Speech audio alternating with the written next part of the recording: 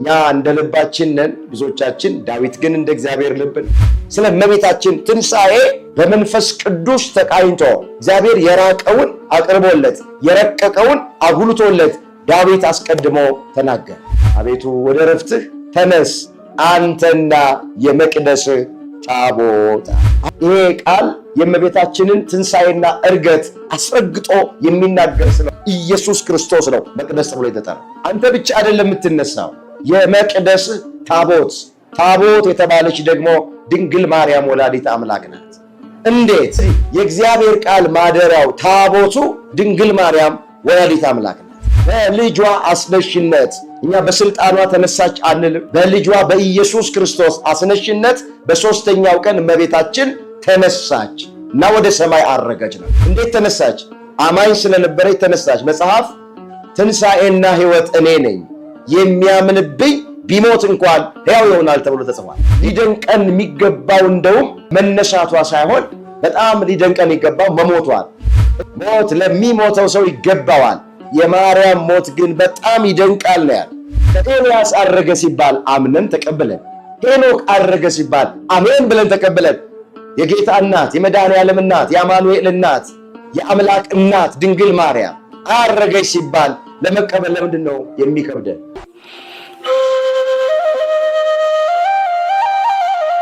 በስመ አብ ወወልድ ወመንፈስ ቅዱስ አሃዱ አምላክ አሜን። በመላው ዓለም የምትገኙ ኦርቶዶክሳውያን ክርስቲያን ወገኖቻችን በእግዚአብሔር ሰላምታ እንደምንሰነበታችሁ አሜን። አምላካችን እግዚአብሔር በቸርነቱ ሱባኤውን በሰላም አስፈጽሞ ለእመቤታችን በዓለ ትንሣኤና በዓለ ዕርገት ዋዜማ ስላደረሰን ስሙ ለዘላለም የተመሰገነ ይሆንልን። በዓሉን የሰላም የፍቅር የበረከት በዓል ለሁላችንም ያድርግልን። ለዛሬ እግዚአብሔር በሰጠን ጊዜና ሰዓት የምንማማርበት የትምህርታችን ርዕስ የሚሆነው አቤቱ ወደ ዕረፍትህ ተነስ አንተና የመቅደስህ ታቦት የሚል ይሆናል። ይህንን በርዕስነት ያነሳነውን ኃይለ ቃል በመጽሐፍ ቅዱሳችን ላይ ተመዝግቦ የምናገኘው በዳዊት መዝሙር በመዝሙር 131 ቁጥር 8 ላይ ቃሉን በዚህ ስፍራ ላይ የተናገረው ልበ አምላክ እየተባለ የሚጠራ አባታችን ክቡር ዳዊት የተናገረው ቃል። ይህ ቃል በመላው ዓለም ያሉ ኦርቶዶክሳውያን ክርስቲያኖች የእመቤታችንን ትንሣኤና ዕርገት ሲያከብሩ የሚጠቅሱት የመጽሐፍ ቅዱስ ጥቅስ ይሄ ነው። በተለይ አሃት አብያተ ክርስቲያናት የሚባሉት እነ ግብፅ፣ ህንድ፣ ሶሪያ፣ አርመን የእመቤታችንን ትንሣኤና ዕርገት ሲያከብሩ በዕለቱ ከመጽሐፍ ቅዱስ የሚያነቡት የመጽሐፍ ቅዱስ ጥቅስ ይሄ ነው። አቤቱ ወደ ዕረፍትህ ተነስ አንተና የመቅደስ ታቦት የሚለውም ማለት ነው። አንዳንድ ሰዎች ይህ ቃል ከእመቤታችን መነሳትና ማረግ ጋር እንዴት ይገናኛል ብለው ጥያቄ የሚያነሱ ሰዎች አሉ። ስለዚህ የእመቤታችን ትንሣኤ ምን እንደሚመስል ዕርገቷስ እንዴት እንደሆነ መጽሐፍ ቅዱስን መሰረት አድርገን ለዛሬ እየዘረዘርን እንመለከታለን። የአባቶቻችን አምላክ እግዚአብሔር በመካከላችን ተገኝቶ የቃሉን ደጅ ለሁላችንም ከፍቶ እንዲያስተምረን የእሱ ቅዱስ ፈቃዱ ይሁንልን። ታሪኩ ሲጀምር ከቁጥር 1 ጀምሮ እንደዚህ ብሎ ይጀምራል። አቤቱ ዳዊትን ገርነቱን ሁሉ አስብ፣ ለእግዚአብሔር እንደማለ ለያዕቆብ አምላክም እንደተሳለ። በእውነት ወደ ቤቴ ድንኳን አልገባም፣ ወደ ምንጣፌም አልጋ አልወጣም። ለዓይኖቼ መኝታ ለሽፋሽፍቶቼም እንቅልፍ ለጉንጮቼም ረፍትን አልሰጥም፣ ለእግዚአብሔር ስፍራ ለያዕቆብ አምላክ ማደሪያ እስካገኝ ድረስ። እንግዲህ ዳዊትን ሁላችንም እናውቀዋለን። ብዙ ጊዜ የሚተረክልን ታሪክ ነው። እግዚአብሔር ከእረኝነት ስፍራ ሁለተኛ የእስራኤል ንጉሥ አድርጎታል። ከዋሻ ውስጥ አውጥቶ ዳዊትን እግዚአብሔር በሰገነት ላይ አቁሞታል። እግዚአብሔር ዳዊትን ሲጠራው እንደ ልቤ ብሎ ነው የሚጠራው። በዚህ በሐዋርያት ሥራ በምዕራፍ 13 ቁጥር 22 ላይ ሲመሰክርለትም እንዲህ አለ ብሎ ይጀምራል። እንደ ልቤ የሆነ ፈቃዴን ሁሉ የሚያደርግ የእሴይን ልጅ ዳዊትን አገኘሁታል። እኛ እንደ ልባችን ነን ብዙዎቻችን፣ ዳዊት ግን እንደ እግዚአብሔር ልብ ነው። እኛ እንደ ፈቃዳችን ነን፣ ዳዊት ግን እንደ እግዚአብሔር ፈቃድ ነው። ቃሉን አስተውሉት። እንደ ልቤ የሆነ ሰው አለ። ፈቃዴን ሁሉ የሚያደርግ የእሴይን ልጅ ዳዊትን አገኘሁታል። እዛ በጎች ከሚጠብቅበት ስፍራ አንስቶ ሁለተኛ የእስራኤል ንጉሥ አደረገው። ዳዊት በዚህ ምድር ላይ ምንም ይሄ ቀረህ የማይባል ንጉሥ ነው። እስራኤልን 40 ዓመት ገዛ ንጉሥ። በፍቅር ተፈርቶ ሳይሆን ተከብሮ እስራኤልን ያስተዳደረ በጣም በእስራኤል ዘንድ የሚወደድ ንጉሥ ነው ዳዊት። ሁሉ የሞላለት ሰው ነው ዳዊት። ነገር ግን ሁሉ ቢሞላለትም በሕይወቱ ውስጥ አንድ በጣም የሚያስጨንቀውና የሚያሳስበው እንቅልፍ የነሳው አንድ ነገር ነበር። ዳዊትን እንቅልፍ የነሳው ነገር ምንድን ነው ብለን ስንል ለእግዚአብሔር ማደሪያ እስካገኝ ድረስ። ዳዊት በነበረበት ዘመን ባጭሩ ለማስታወስ ያክል ታቦተ ጽዮን በመጋረጃ ውስጥ በድንኳን ውስጥ ነበረች። ይህ ታሪክ በሁለተኛ ሳሙኤል በምዕራፍ 7 ቁጥር 1 ጀምሮ የተመዘገበ ታሪክ። ስለዚህ ታቦተ ጽዮን በድንኳን ውስጥ መሆኗ እኔ ከዝግባ በተሰራ በአማረ ቤት ውስጥ እየኖርኩኝ የእግዚአብሔር የቃል ኪዳን ታቦት ግን እንዴት መጋረጃ ውስጥ ድንኳን ውስጥ ትኖራለች ብሎ በዚህ ይቃጠል ነበር ዳዊት። በዚህ በጣም ይጨነቅ ነበር፣ በጣም ያስብ ነበረ። እኛ ብዙዎቻችን ከሞላልን ስለጎደላቸው አናስብም፣ በልተን ከጠገብን ስለተራቡት አናስብም፣ ጠጥተን ከረካን ብዙዎቻችን ስለተጠሙት አናስብም። ዳዊት ግን እንደዚህ አይነት ሰው አይደለም። እሱ ከዝግባ በተሰራ በአማረ ቤት ውስጥ ቢኖርም የእግዚአብሔር የቃል ኪዳን ታቦት ግን ድንኳን ውስጥ በመሆኗ በተናቀ ስፍራ በመሆኗ በዚህ በጣም ይጨነቅ ነበር። ሐዋርያው ቅዱስ ጳውሎስ በሮሜ መልእክቱ ምዕራፍ 12 ቁጥር 11 ላይ በመንፈስ የምትቃጠሉ ሁኗል። ዳዊት በመንፈስ ተቃጠለ። ለእግዚአብሔር ቤት መስራት አለብኝ ብሎ ተነሳ።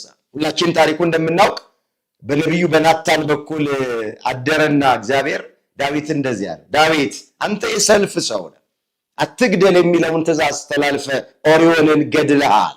አታመንዝር የሚለውን ትእዛዝ ተላልፈ ከቤርሳቤ ጋር ደርሰሃል። ለእኔ ማረፊያ የሚሆን ቤት አትሰራም። የአብራክ ክፋይ የሆነ ልጅ ሰሎሞን ይሰራላል። ሶሎሞን በእግዚአብሔር ፍቃድ ተነሳ፣ የእግዚአብሔርን ቤተ መቅደስ በብሉይ ኪዳን ለመጀመሪያ ጊዜ አነጸ ነው። ዳዊት በዚህ ቅር አላለው።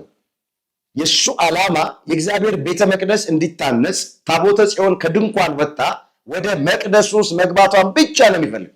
ብሩንም ገንዘቡንም ወርቁንም የራሱን ሁሉ ሰጥቷል ነው የሚለው።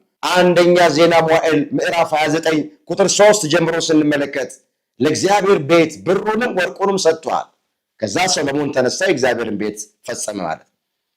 እንግዲህ ከላይ ስለ ምድራዊቷ ቤተ መቅደስ ተጨንቆ እንቅልፍ አጥቶ ሱባኤ ገብቶ እግዚአብሔርን ሲማጸን አንተ አትሰራልኝም አለውና ዳዊትን እሱ ቤተ መቅደሱን ባይሰራ ግን ስለ ነገረ ልደቱ ለዳዊት እግዚአብሔር የልቡን ቅንነት ስላየ ስለ ነገረ ልደቱ ገለጠለትና እንዲህ እያለ ይናገር ጀመረ። እነሆ በኤፍራታ ሰማ ነው፣ በዱር ውስጥም አገኘ ነው። ወደ ማደሪያዎቹ እንገባለን፣ እግሮቹ በሚቆሙበት ስፍራ ላይ እንሰግዳለናል። የበለጠውን ምስጢር ለዳዊት እግዚአብሔር ገለጠለት። እሱ መቅደስ ስለመስራት ሲጨነቅ እንቅልፉን ሲያጣ ስለ ጌታችን መድኃኒታችን ኢየሱስ ክርስቶስ በኤፍራታ በቤተልሔም ስለመወለዱ ምስጢር ተገለጠለትና ዳዊት ጻፈ። ክርስቶስ ከመወለዱ ከብዙ ሺህ ዓመት አስቀድሞ በትንቢት መነጽርነት ተመልክቶ ዳዊት ስለ ጌታችን ልደት እነሆ በኤፍራታ ሰማ ነው አለ። እንደ ሕፃናት ሲያለቅስ በኤፍራታ በቤተልሔም ሰማ ነው። በዱር ውስጥም አገኘ ነው፣ በጨርቅ ተጠቅልሎ በዱር ውስጥም አገኘ ነው። ወደ ማደሪያዎቹ እንገባለን፣ እግሮቹ የሚቆሙበት ስፍራ እንሰግዳለን አለና ወደምንፈልገው ሐሳብ መጣ። አቤቱ ወደ ረፍትህ ተነስ አንተና የመቅደስህ ታቦት አለ። አሁን በዚህ ውስጥ መቅደስ የተባለ ማን ነው? ታቦት የተባለስ ማን ነው የሚለውን እየዘረዘር ነው የምናየው። ይሄ ቃል የእመቤታችንን ትንሣኤና ዕርገት አስረግጦ የሚናገር ስለሆነ በዝርዝር እናያለን። በመጀመሪያ አቤቱ ወደ ረፍትህ ተነስ አንተና የመቅደስ ታቦት ሲል መቅደስ የተባለ በዚህ ክፍል ጌታችን መድኃኒታችን ኢየሱስ ክርስቶስ። እስኪ ኢየሱስ ክርስቶስ መቅደስ ተብሎ በመጽሐፍ እንደሚጠራ ለማስረጃ ከብሉይ ኪዳን አንድ ከአዲስ ኪዳን አንድ እናምጣ።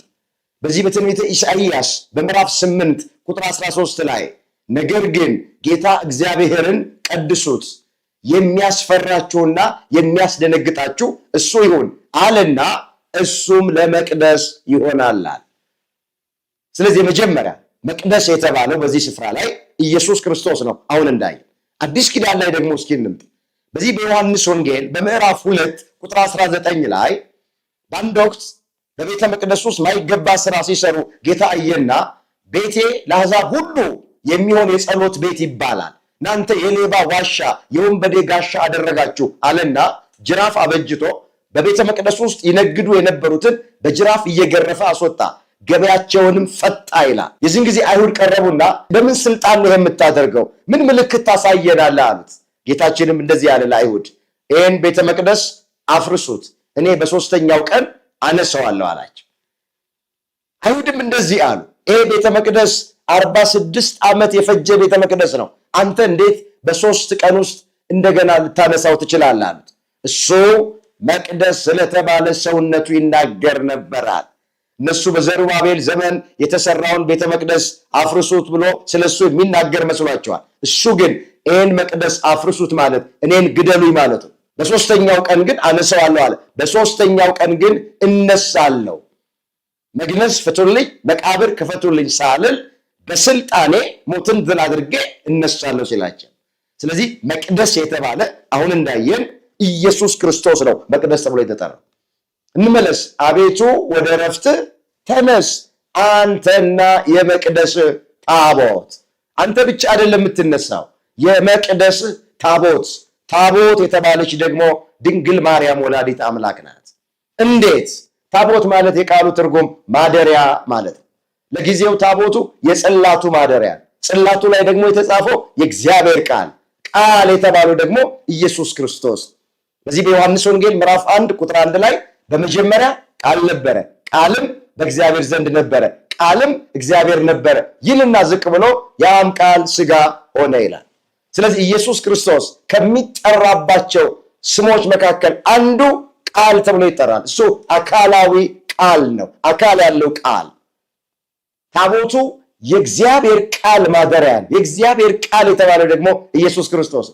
ስለዚህ የእግዚአብሔር ቃል ማደሪያው ታቦቱ ድንግል ማርያም ወላዲት አምላክ ናት።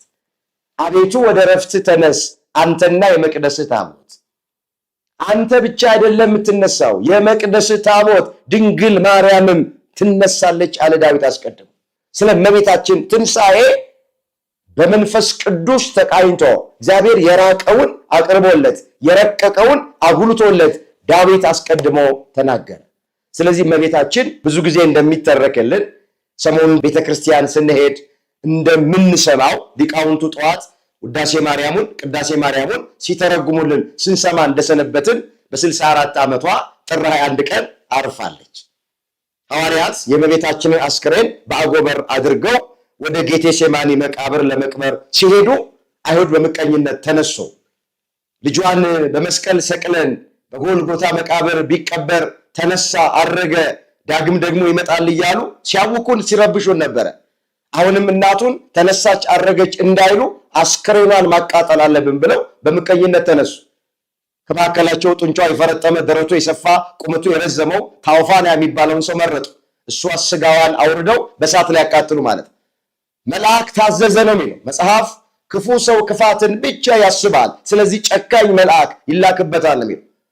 መልአኩ ታዘዘና ሁለት እጁን ቀጣው ይላል። መልአኩ መጥቶ የእመቤታችንን ስጋ ከወንጌላዊው ከቅዱስ ዮሐንስ ጋር አድርጎ ነጥቆ ወደ ገነት ዕፀ ሕይወት ወሰደና አሳረፈው ይላል። ዮሐንስ ይህን ተመልክቶ መጣ አይደል የሚለው ነገረ ማርያም። ደቀ መዛሙርት የእመቤታችን ነገር እንዴት ሆነ ብለው ሲጠይቁት የእመቤታችን ስጋማ በገነት ዕፀ ሕይወት ስር አርፏል ብሎ አላቸው። ከዛ ዮሐንስ ያየው ማየት አለብን ብለው ነሐሴ 1 ቀን ሱባኤ ገቡ፣ ጾም ጸሎት ያዙ። ሁለተኛው ሱባኤ እንዳለቀ በ14ኛው ቀን ትኩስ ስጋ አድርጎ የዕለት አስክሬን አድርጎ ሰጣቸው። አስቀድሞ ባዘጋጁት መቃብር ውስጥ ወሰዱና የእመቤታችንን ስጋ ቀበሩ፣ በዛ አሳረፉ ይላል። ከዚህ በኋላ ነው በሶስተኛው ቀን ነሐሴ 16 ማለት በልጇ አስነሽነት፣ እኛ በስልጣኗ ተነሳች አንልም፣ በልጇ በኢየሱስ ክርስቶስ አስነሽነት በሶስተኛው ቀን እመቤታችን ተነሳች እና ወደ ሰማይ አረገች ነው። ስታርግ ታሪኩን አንዴ እንጨርሰው። ቶማስ ሀገረ ስብከቱ ህንድ ነው። ከሀገረ ስብከቱ ከህንድ ደመና ጠቅሶ በደመና ተጭኖ ሲመጣ እመቤታችን ስታርግ ተገናኙ። ቶማስ እንዲህ አለ፣ አስቀድሞ የልጅሽንም ትንሣኤ አላየሁም ነበረ፣ አሁንም ያንቺን ትንሣኤ ሳላይ ብሎ ራሱን ከደመና ላይ ሊጥል አሰበ ይላል። እመቤታችን እንደዚህ አለችው፣ አንተ ዕድለኛ ነህ፣ እነሱ ቀብረው ወደ ቤት ተመልሰዋል፣ አንተስ ተነስቼ ሳርግ አይተሃል። ሄደህ ንገራቸው ተነስታለች አርጋለች በላቸው። ለምልክትም ይኸው የተገነዝኩበት ሰበን ብላ ሰጠችው። ሰበኑን ይዞ ጨርቁን ይዞ መግነዙን ይዞ መጣ ቶማስ። የእመቤታችን ነገር እንዴት ሆነ አላቸው ደቀ መዛሙርቱ። ስጋዋ ተሰጥቶን ወስደን እኮ ቀበርናት አሉት። ቶማስም እንደዚህ አለ፣ ሞት በጥር በነሐሴ መቃብር እንዴት ይሆናል? ያረፈችው ጥር 21 ቀን እንዴት ነሐሴ 14 ቀን ልትቀበል ትችላለች? አንተ ተጠራጣሪ ነህ አሉት። አንተ ተጠራጥረህ ብቻ አታበቃም፣ ደቀ መዛሙርትንም ታጠራጥራል። ክርስቶስ ተነሳ ብለን ስንል የተወጋ ጎኑን የተቸነከረ እጁን ካላየው እንደውም ጣቴን አስገብቼ ካልዳሰስኩኝ አላምንም አልክ። ጣትህን ወደ ጎኑ ስታስገባ ተቃጠልክ። ጌታዬ አምላኬ ብለህ አመንክ። ስጋዋን ቀበርን ብለን ስንል እንዴት ትጠራጠራለህ? ና ብለው አሉት። ወዲያው ቶማስ ከደቀ መዛሙርቱ ጋር ሆኖ ወደ መቃብሩ ስፍራ ሄደ ይላል። መቃብሩ ስፍራ ደርሰው ሲከፍቱት መቃብሩ ባዶ ነበር ነው የሚለው። ከዛ ቶማስ መልሶ እንደዚህ አላቸው፣ አታምኑኝም ብዬ እንጂ እሷ እኮ ተነስታ ስታርቅ አይቻታለሁ። ለምልክትም እንዲሆን ይኸው የተገነዘችበትን ሰበን ጨርቅ ሰጥታኛለች ብሎ ሰጣቸው። ያን ጨርቅ ለበረከት ተካፈሉት ይላል። ዛሬ በአባቶቻችን ካህናት ስር የምናየው ጨርቅ የእመቤታችን መግነዝ ምሳሌ ነው። ዲያቆኑ ቅዳሴ በሚቀድስበት ጊዜ ከመጾር መስቀሉ ስር የምናገኘው ጨርቅ የእመቤታችን መግነዝ ምሳሌ ነው ይላሉ ሊቃውንተ ቤተክርስቲያን። ተነስታለች አርጋለች ብሎ አላቸው ይላል። የዚህን ጊዜ በዓመቱ ሁላችን ታሪኩ እንደምናውቅ ቶማስ ያየውን ማየት አለብን ብለው ሱባኤ ገቡ።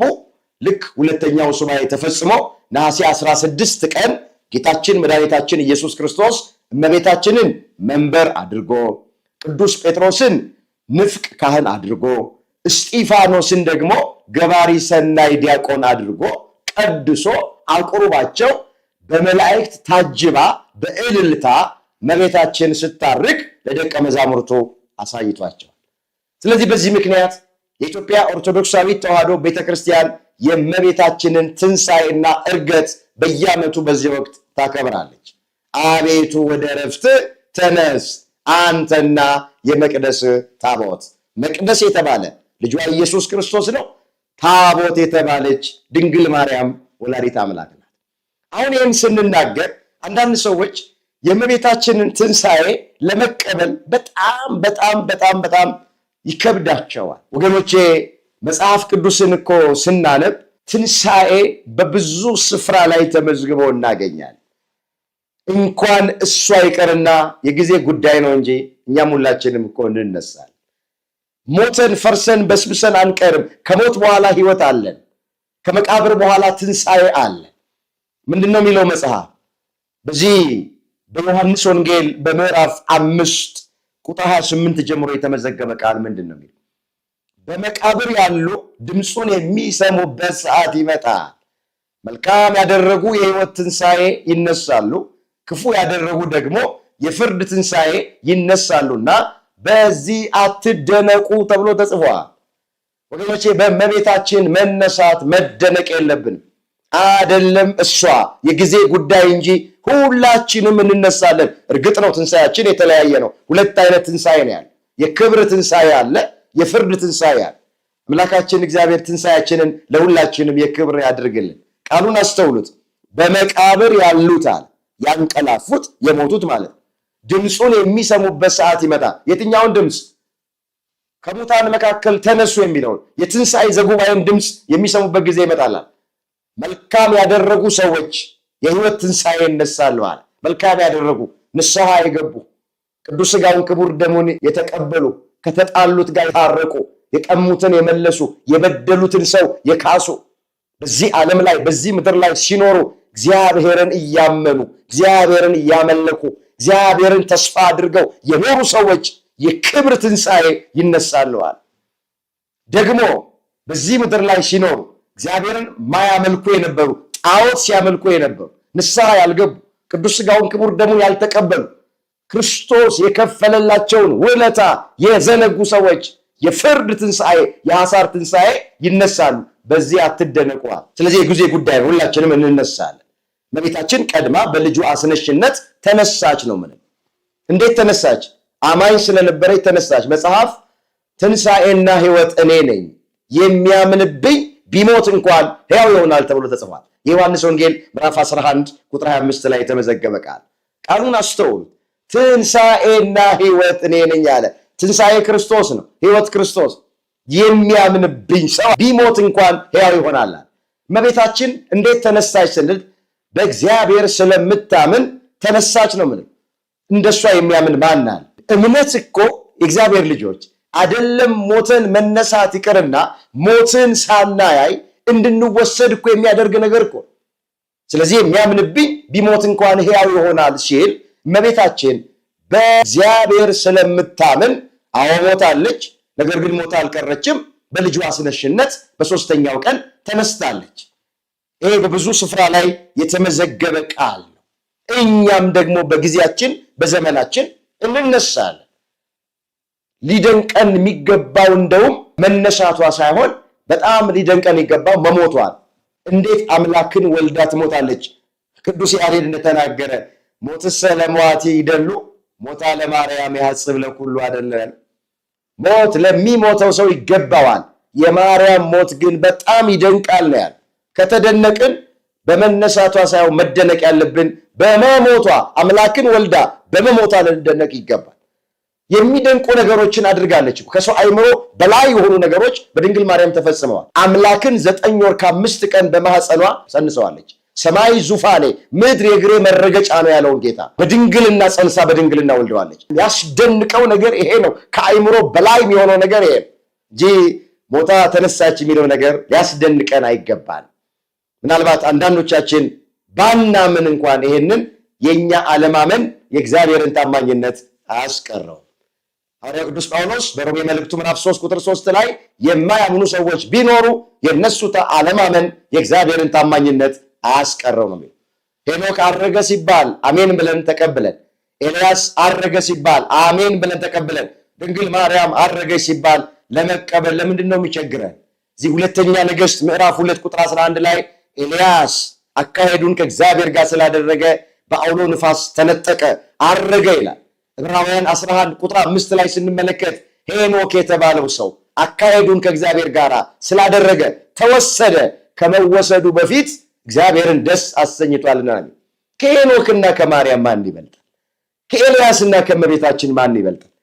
ኤልያስ አረገ ሲባል አምነን ተቀብለን፣ ሄኖክ አረገ ሲባል አሜን ብለን ተቀብለን፣ የጌታ እናት፣ የመድኃኔዓለም እናት፣ የአማኑኤል እናት፣ የአምላክ እናት ድንግል ማርያም አረገች ሲባል ለመቀበል ለምንድን ነው የሚከብደን?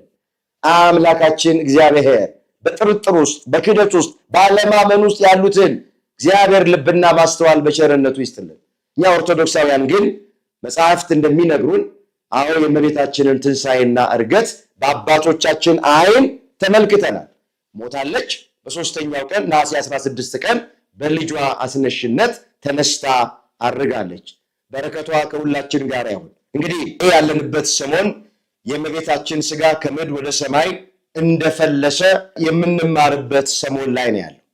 እንግዲህ የእሷ ሥጋ ከምድር ወደ ሰማይ እንደፈለሰ እኛም ከኃጢአት ወደ ጽድቅ፣ ከጥላቻ ወደ ፍቅር፣ ከአምልኮተ ጣዖት ወደ አምልኮተ እግዚአብሔር፣ ካለማመን ወደ ማመን እንድንፈልስ አምላካችን እግዚአብሔር ሁላችንን በቸርነቱ ይርዳን። አቤቱ ወደ ዕረፍት ተነስ አንተና የመቅደስ ታቦት። የእመቤታችን በረከት ከሁላችን ጋር ይሁን። የዛሬ ዓመት ከቁጥር ሳያጎለን እግዚአብሔር ሁላችንንም ያድርሰን። ጣዕሟን በአንደበታችን ፍቅሯን በልባችን ትሳልብን። የሁላችንን መጨረሻ እግዚአብሔር ያሳምር።